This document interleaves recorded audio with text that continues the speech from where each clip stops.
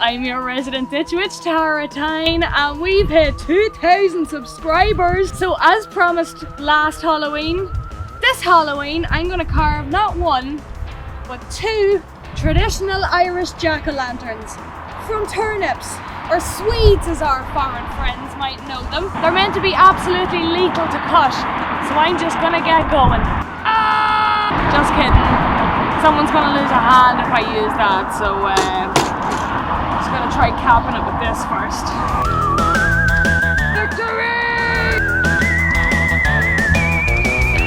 Alright, yeah, okay. I see what they meant now. By the way, this is my first time doing this. Thank you very much. Cubes. That's bound to work. Yeah? By the way, bonnet for dramatic effect.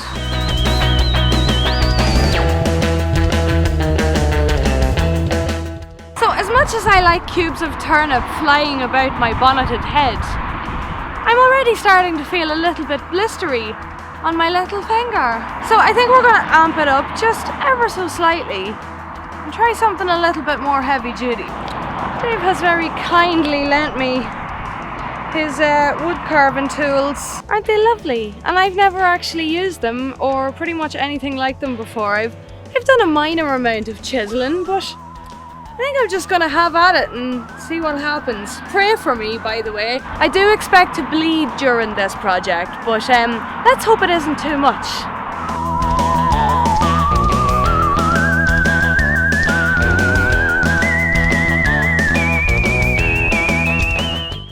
Okay, yeah.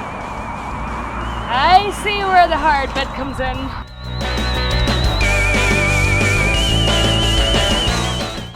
Okay, so you can see after just a couple of minutes with the chisel, we've actually done quite well. I've gone down about 1.5 to 2 inches there, but the chisel is starting to struggle at this point.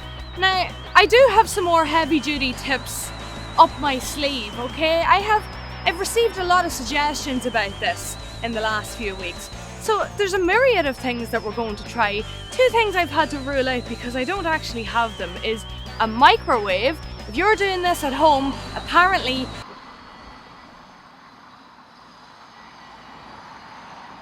they must also be carving turnips. And I'm gonna bat the run because I don't know when they're gonna stop. So apparently putting it in the microwave really helps. I don't own one, so that's not much good to me. I've also heard that hand blenders are a great job, which I also don't own. But I do have a soup blender and I'm curious about its coring abilities. That might be the next thing to try. By the way, the raw turnip that you're taking out is actually great for many species of birds. So I don't know if I have any birds around here who will like turnip, but I think I might go and deposit this in a nearby green area where I know there's a lot of wildlife, just in case it's any use to them. It actually smells a lot nicer than boiled turnips taste, which is, I think, the only way I've ever had turnips. Is it time for a turnip revival?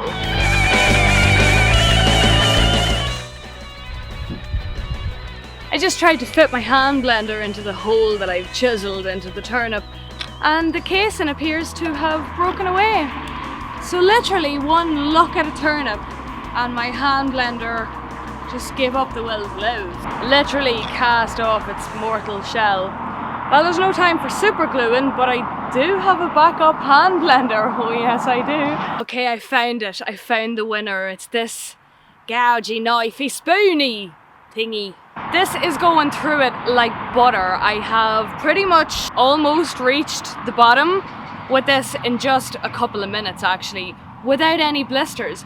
But because I have the spare soup blender here, okay, for all you people who don't happen to have a set of wood carving tools sitting about the place, I'm gonna give it a go and see how it reacts with this. I might just need to widen my hole a bit, get your mind out of the gutter, and then we'll see what the crack is. And the answer is a resounding no. So the problem is, obviously, I don't know why I didn't think of that, the plastic rim stops the blade from actually getting anywhere near the turnip. So you'd have to like carve a circle, and then if you have to carve the circle, I mean, what's the point? Oh God, I really was hoping to find an easy way for us to do this without specialist tools, but for now, these turnips are not going to carve themselves, so I'm just going to get on with it.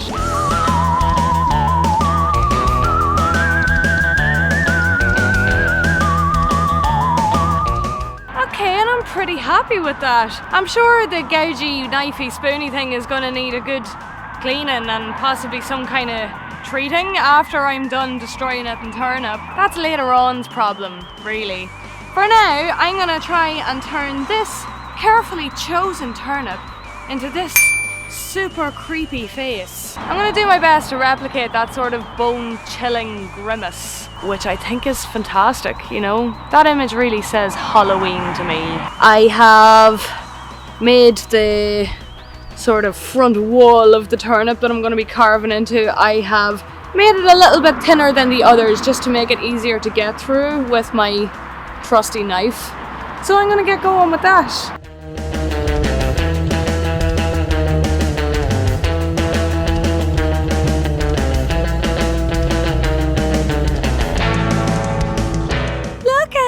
And his creepy little teeth. I love him.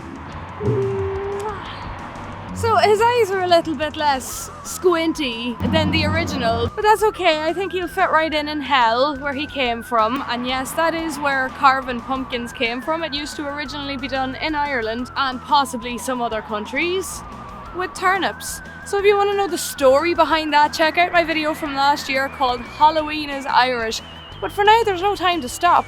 I have to get on with turnip number 2. And just because I mentioned power tools, you know, I feel I kind of owe you that much. And also, I'm looking forward to playing with power tools. So, it's time to make you a little friend. No, just kidding actually, that probably won't really do very much. But I do have some power tools that might actually do the job. Oh yeah!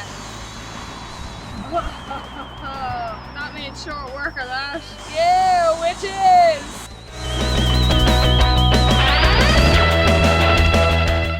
And here you can see we have several boreholes made in under a minute. So I'm going to see if I can just kind of lift them out with the knife now. Just cut between them and like pull it out.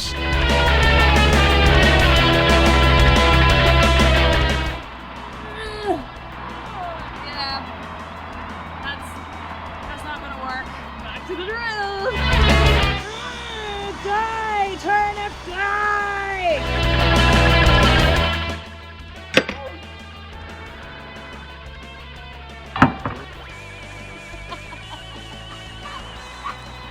Okay, I'm gonna take that as a sign. The drill doesn't really like it. The turnip doesn't really like it. I can feel it trying to separate where I overslit with my knife. Yes, by the way, I haven't drawn the face on or, you know, drawn the line around the top or anything sensible like that.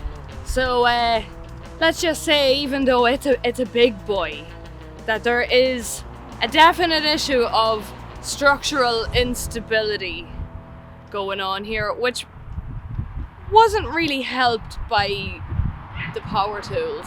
But, you know, we're not gonna let that get us down. I think I'm going to finish it off with my trusty wood carving, gougy, knifey, spoony thing because it seems to be like custom made for the job. I'm trying to tell my little turnip buddy not to worry because he'll have a friend soon, but then his head fell off.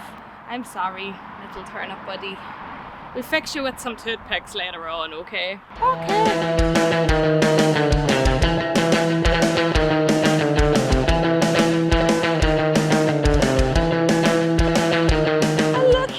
A friend! I've had to fix their 2 scalps on with cocktail sticks because I didn't account for them being so much smaller than pumpkins. You know, it doesn't really matter what way you cut a pumpkin lid, it'll kind of sit into it, no problem. I wasn't taking that kind of care with the turnip.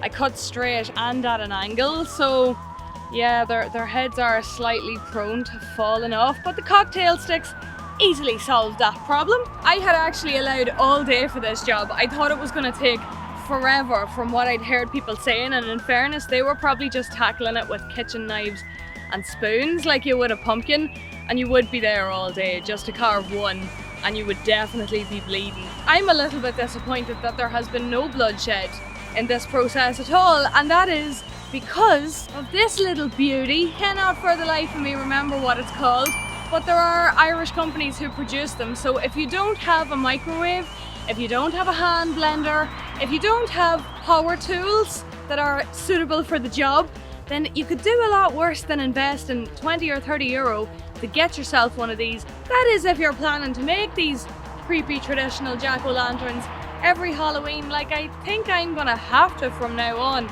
Seriously, I had both of these done in less than an hour. I can't believe it. So from me and my two buddies, we want to say thank you so much for this past year. And yes, it has been a year. Our anniversary passed on the 22nd of October, and I was just a little bit too up to my eyeballs in getting Ditchoween videos out to do any proper celebration of it. So we've kind of rolled the two into one here. You know, we had some crafting time, we had some power tools, we had a bonnet, we had some laughs, and I thoroughly enjoyed myself. So yeah, for everything over the past year, for liking, commenting, sharing with your friends, thank you so much.